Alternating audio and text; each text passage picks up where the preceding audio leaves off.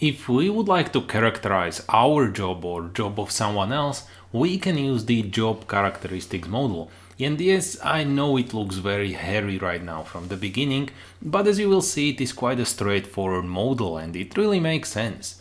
So in the first part of the video, we will discover some 5 core job dimensions which are listed here.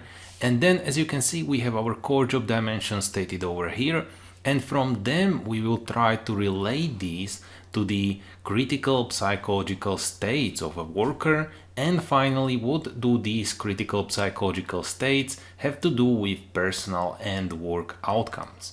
So as I said, let's go for the five core job dimensions. The job characteristics model says that thanks to these 5, we can really describe any job. We can describe any job in terms of these 5.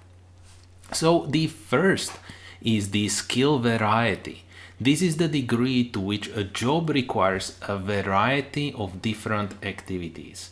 So if you think about any kind of job, you can clearly state how big variety of different activities it requires.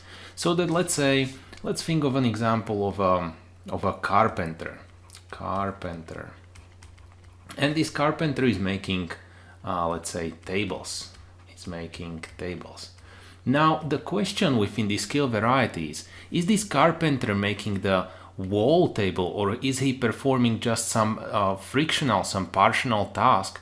Well, it would depend, and we would see the variety of different activities that are required to produce this table.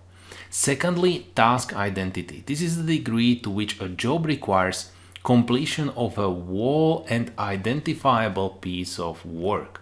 Well, let's imagine our table. Let's draw it. So this is going to be our table, which our carpenter produces. Let me just make it nicer.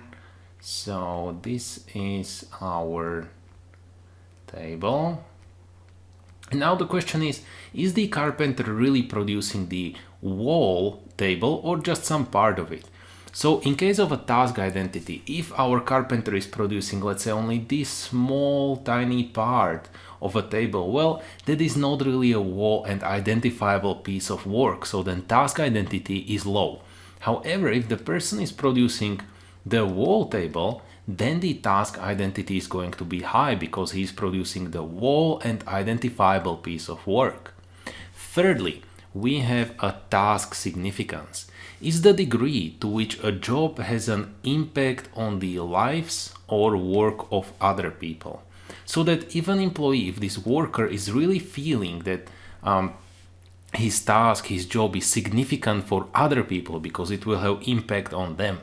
Well, if I'm the only table maker in the city, then my task is very significant because other people would not have tables without me. But if I'm making, let's say, just a wood for other table makers, well, then my task is not really significant because there are other people who are providing table makers with wood. So let's go for the fourth. This is the autonomy. Is the degree to which job provides the worker with freedom and independence. So if I'm a table maker, I'm either given a low autonomy, which means that I have to produce the same table every day and I am not allowed to be, let's say, a creative. However, if I'm some sort of artistic table maker and every table I produce is unique and special, then I have a high autonomy because I have a freedom and independence in my work. Let's go for the fifth. This is the feedback. Feedback is the degree to which carrying out work generates direct and clear information about your own performance. So you either can get feedback from let's say your managers, or you can get the feedback from your customers, so that you would like to know what is the feedback. So if you are doing a good job or you are doing a bad job.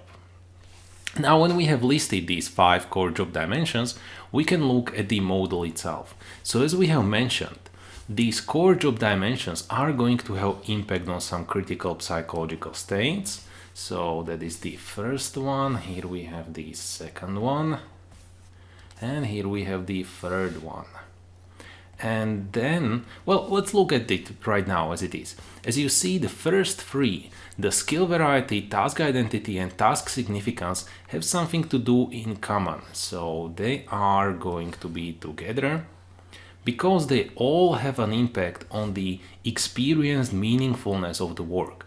So if the skill variety is high, the task identity is high, and the task significance is high, so if all of these are high, then I'm really going to feel that my work is meaningful. Then if we move to the second one, we have the autonomy. This has the impact on the experienced responsibility for the outcomes. If I really have a freedom and independence in my work, but my psychological state is going to be that I'm responsible for the outcomes, really. Finally, we have the feedback, and feedback has impact on the knowledge of the actual results of the work activities.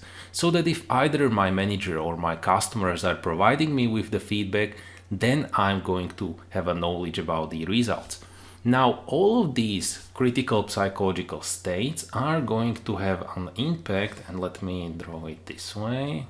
So all of these, 1, 2, 3, 4, 1, 2, 3, 4. So these three together have an impact on personal and work outcomes. So that if all of these are really high and finally fulfilled, then a worker is going to have high internal motivation, high quality work performance, high satisfaction with the work, and finally low absenteeism and turnover. So you can see how these 5 core dimensions are really related to the personal and work outcomes. And that is the job characteristics model.